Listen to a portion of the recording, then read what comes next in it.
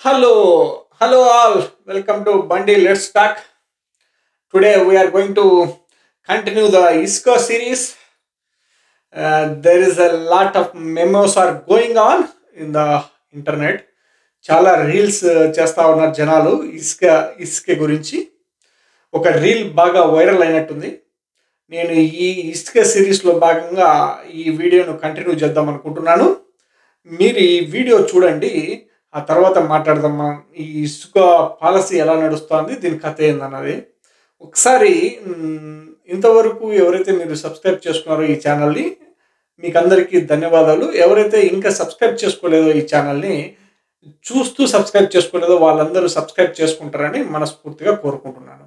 ఇది చూడండి, మీరు ఈ వీడియో చూడండి, తర్వాత మనము ఇసుక పాలసీ ఎలా నడుస్తుంది. ఆల్మోస్ట్ గవర్నమెంట్ వచ్చి టీడీపీ గవర్నమెంట్ అధికారంలోకి వచ్చి దాదాపు 3 నెలలు దాటి వస్తూ ఉంది.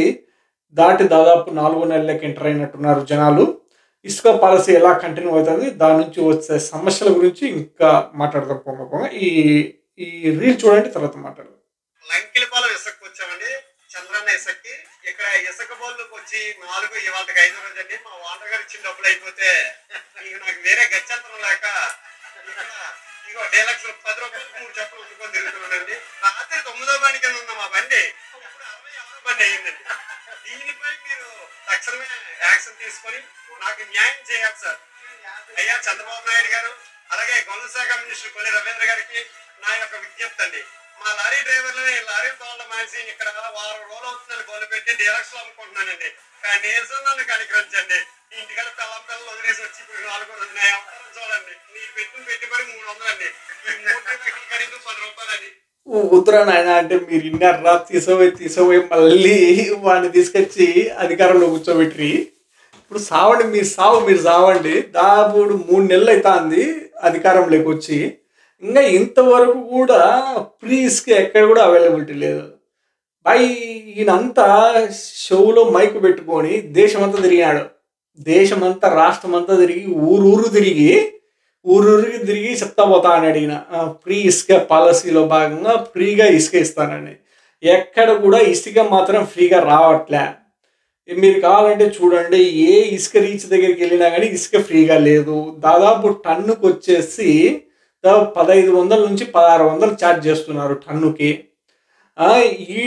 ఈయన లారీ డ్రైవర్ అంటే ఈడొచ్చి దాదాపు 4-5 రోజులు అయిందంట. లారీ డ్రైవరు వచ్చి వాడి లారీ ఆడుంది ఆడే ఉందంట. వాడు రాత్రి మాత్రం అట్లా పెట్టింటాడు. 15 మళ్ళీ బయట నుంచి రికమెండేషన్స్ పెట్టి దాదాపు వాడి ముందర దాదాపు పొద్దున్నే వాడి నిద్ర లేచేసరికి దాదాపు 60-70 లారీలు వాడి ముందర ఉన్నాయంట. వాడు దాదాపు 4-5 రోజులు అవుతుందంటే ఇసుక రీచ్లో ఉన్నవాడు. వాడు ఇసుక తీసుకొని బయటికి పోవట్లంగా. ఈయన పరిస్థితి ఎట్లా, ఈడేదో డీలక్స్లు చైనీకి అమ్ముకొని వీడు సాగిస్తానంటున్నాడు ఇసుక రీచ్లో. వీని పెద్ద సమస్య ఏం లేదు. వీని ఎవడైతే అనిపించింటాడో ఇసుక తీసుకొని రాపోరా అని వాని ఓనర్ లారీ ఈడే ఉంది. ఎవరికైతే వీళ్ళు ఒప్పందం చేసుకుంటారో ఇసుక తీసుకొని వచ్చావరా 2 రోజులు 3 రోజులు అని వానికి ఇసుక రావట్లేగా. దాదాపు 5-6 రోజులు ఈ నుంచి ఈడే ఉంటే వానికి ఇసుక ఎట్ట వస్తుంది? వాడు బిల్డింగ్ ఎట్ట కట్టుకుంటాడు? వాడు బిల్డింగ్ కట్టేదిలే ఏమీ లేదు. ఎందుకంటే చంద్రబాబు ఆ ఇసుక అంతా తీసుకుపోయి అమరావతి రాజధాని కడతాడు కాబట్టి వీళ్ళందరికీ ఇసుక వచ్చే పరిస్థితే లేదు. ఇంకొకటి ఏంటంటే నేను చెప్పదలుచుకుంది ఏంటంటే, చంద్రబాబు గారు దాదాపు మళ్ళీ లాస్ట్ నెల కిందట ఈయన అమరావతి నది అని కొత్తది కనిపెట్టున్నాడు. కొత్తది వచ్చింది ఈయన కారణంగానే అమరావతి నది వచ్చింది ఒకటి. ఈ అమరావతి నదిలో ఇంకా కొన్నాళ్ళు పోతే ఇది నది ఫామ్ అయింది కాబట్టి ఈ నదిలో ఎట్లయినా ఇసుక వచ్చాలి. ఈ ఇసుక వచ్చానే అప్పుడన్నా చంద్రబాబు గారు దయదలిచి ప్రజానికానికి ఆ అమరావతి నదిలో ఈయన ఇప్పుడు అమరావతి నదికి సృష్టించినాడు కాబట్టి ఎట్లా ఈయన సృష్టించిన నది కాబట్టి ఆ నది ఎట్లయినా ఇసుక సృష్టిస్తుంది కాబట్టి ఆ ఇసుకన్నా జనాలకి ఎత్తి అనిపించే గాన మర్యాద ఉంటుంది. ఎందుకంటే ఈ జనాలు ఇసుక రీచుల దగ్గర పడే కష్టాలు చూసైనా కానీ చంద్రబాబు గారు అట్లీస్ట్ కనకరించి ఆ ఇసుక ఎత్తి అంపించాలి. వీళ్ళకన్నా అమరావతి నదిలో ఈయన చంద్రబాబు గారు సృష్టించిన ఇసుకన్నా ఎత్తి అంపించే కానీ సరిపోతుంది. పంచాయతీ లేకుండా పోతుంది, ఈ ఇసుక ఇష్యూ లేకుండా పోతుంది. అరే రాష్ట్రం అంతా ఇదే పంచాయతీ. నాకు అర్థం కావట్లేదు ఇంతవరకు. అన్ని రాష్ట్రాల్లో ఇసుక పాలసీ ఇలాగే ఉంటుందా? అన్ని రాష్ట్రాల్లో ఇట్లాగే తగలడిటాయా? లేదంటే ఓన్లీ ఇది మన రాష్ట్రానికి వచ్చిన సమస్యనా? నాకు తెలిసినంత వరకు నేను చూస్తూ ఉంటాను. నేను నేషనల్ న్యూస్ కూడా ఫాలో అవుతుంటాను. ఎక్కడ కూడా నాకు తెలిసినంత వరకు షాండ్కి ఇంత పంచాయతీ ఉండదు. ఈయన వచ్చేసి ఇట్లాంటి పంచాయతీలు పెడతాడు. ఈయన వచ్చేసి ఫ్రీ ఇసుక అని పెట్టడం వల్ల జనాలు ఇష్టం వచ్చినట్టు ఇసుక రీచ్లకు రీచ్ అయ్యి ఫ్రీగా ఇసుక దొరుకుతుందని చెప్పేసి అక్కడ క్యూలు ఫామ్ అయ్యి అక్కడ లోకల్గా ఉన్న ఎమ్మెల్యేలు వాళ్ళు దందా చేసుకుంటా అంటే చంద్రబాబు చూస్తా ఊరుకున్నాడు. చంద్రబాబు చూస్తా ఊరుకున్నాడు. ఈయన పంచాయతీ పక్కన పెట్టు, ఇంకొక ఆయన ఉన్నాడు, ఈయన తప్పు చేస్తా అంటే ఆయన పటకచ్చ అంటాడంట.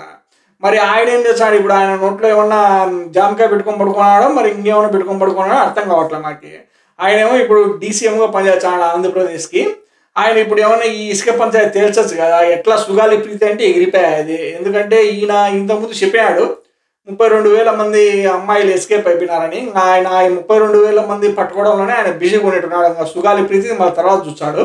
ఇప్పుడు ఈ ఇసుక పంచాయతీ చూడ స్వామి, నువ్వు ఎట్లా డీసీఎంగా పనిచేస్తున్నావు, ఆ ఇసుక వాళ్ళందరికీ టయానికి ఇసుక అందేటట్టు చూడండి. లేదంటే ఏమన్నా వాళ్ళ పంచాయతీ వాళ్ళకి వదిలిపెట్టండి. వాళ్ళు కావాల్సిన వాళ్ళు ఎత్తుకొని కదా, ఆడ దొరికింది ఆడ ఎత్తుకొని పోతుంటారు ఇసుక. మీరు ఎట్లా ఫ్రీగా చెప్పినారు కదా, పంచాయతీ లేకుండా పోతుంది కదా. ఏం దానికి ఈ పంచాయతీ అంతా? ఆడ చూసినా ఇసుక లారీలే. రీచ్లన్నా చూడు ఇదే దందానే. దాదాపు టన్నుకు 1,400, 1,500. మానగా మడిసంగా జగన్మోహన్ రెడ్డి ఉన్నప్పుడు మర్యాదగా ఒక సిస్టమ్ పెట్టి ఆ సిస్టంలో మంచికి దాదాపు 700, 800కి టన్నుకి ఇస్తాడు. వాళ్ళు సావాడు. మీరు అనవసరంగా ఈయన తీసుకొచ్చుకొని నెత్తి మీద పెట్టుకున్నారు. ఈయన దాదాపు డబుల్ ఛార్జ్ చేస్తాడు. ఇప్పుడు 1,500, 1,600 సరిపోయింది. మీ సాగు మీరు సావండి. ఇంకా ఇసుక దొరికే పరిస్థితి లేదు. ఎట్ట మీరు ఈ ఇసుక లారీలోకి వచ్చింటారు కదా డ్రైవర్లు అందరూ, ఆడ దగ్గరలో ఏడైనా అన్నా క్యాంటీన్ ఉంటే దానికాడికి పోండి అందరూ భోజనం చేయడానికి. ఎందుకంటే లారీ ఆడ పడదాకండి ఆ ఇసుక రీచ్లో ఉంటుంది. అది ఎప్పుడన్నా మీకు వచ్చిందనుకో మీ ఆ టర్మ్ వచ్చినప్పుడు ఇసుక పోసుకోండి. అంతవరకు 4-5 రోజులు ఏడన్నా ఈ చైనీకైనా అమ్ముకొని కానీ, లేదంటే ఆ చైనీకైనా కొనుక్కునేటో లేకపోయినా కానీ మీరు అందరూ డైరెక్ట్ ఇప్పుడు అన్నా క్యాంటీన్ పోండి. ఎందుకంటే రాష్ట్రంలో ఇప్పుడు అన్నా క్యాంటీన్ల దగ్గర దాదాపు 5 రూపాయలకి అన్నం పెడతారట. ఇంకా 5 రూపాయలకి అన్నం పెడతారు కాబట్టి మీరందరూ మీ ఇసుక లారీలన్నీ ఆడబెట్టి ఆ లారీ డ్రైవర్లు, క్లీనర్లు, ఆ లారీకి మన్ను పోయడానికి వచ్చిన వాళ్ళు అందరూ పోయి ఇంకా అన్నా క్యాంటీన్లో బూదిని తర్వాత వచ్చి ఇసుకేసుకొని పోండి 4 రోజులకి 5 రోజులకు. అది చంద్రబాబు చెప్పేది. అందుకోసం మీకు ఇప్పుడు అన్నా క్యాంటీన్లు పెట్టినాడు. ఎందుకంటే అక్కడ అన్నా క్యాంటీన్లు పెడితే ఆడ జనాలు తినేది ఓన్లీ ఇట్లాంటి వాళ్ళు మీరు పోయి ఆడ తినాలి. ఎందుకంటే మీకు ఆడ వండుకోవడానికి బోకులు బొల్లు ఉండవు కాబట్టి అన్నా క్యాంటీన్లో వండి రెడీగా పెట్టినారు కాబట్టి మీరు పోతే 5 రూపాయలు వాళ్ళకి ఇచ్చావు అనుకో, నువ్వు ఎట్లా డీలక్స్ అమ్ముతున్నావు కాబట్టి ఆ డీలక్స్ చైనీకైనా అమ్మితే ఎట్లా నీకు 5-6 రూపాయలు వచ్చాది. 18 లెచ్చనే ఆడికి పోయి ఆ చైనీకైని కొనుక్కొని ఆ చైనీకైని అమ్మి 5 రూపాయలు 10 రూపాయలు వచ్చా అది తీసుకొని పోయి ఆ అన్నా క్యాంటీన్లో మధ్యాహ్నం అయితేనే 5 రూపాయలు ఇచ్చే భోజనం పెడతారు, సాయంత్రం 5 రూపాయలు ఇచ్చే డిన్నర్ పెడతారు. అది తిని పుష్కలంగా పడుకోండి. మళ్ళీ తర్వాత మీ నెంబర్ వచ్చినప్పుడు మీరు ఇసుకేసుకొని ఇంటికి పోండి. ఇంకా ఇది పరిస్థితి, ఇదే జరిగేది. ఇంతకు మించి ఏం చేయడు చంద్రబాబు. ఇది పక్కా. ఇంతకు మించి ఏమైనా ఎక్కువ చేశామనుకో బోనస్ అనుకోండి, సంతోషపడండి. అంతే. ఇంకా అంతకు మించి ఏం చేయడు చంద్రబాబు. ఇది కథ. ఇది ఇసుక కథ. తర్వాత ఇంకా ఇసుక కథలు ఇంకా ఎన్నెన్నో వచ్చా అప్పుడు మాట్లాడుకున్నాం ఒకటొకటి సక్రమంగా. తర్వాత చూద్దాం. ఇంతవరకు మీరు చూసినందుకు మీ అందరికీ ధన్యవాదాలు.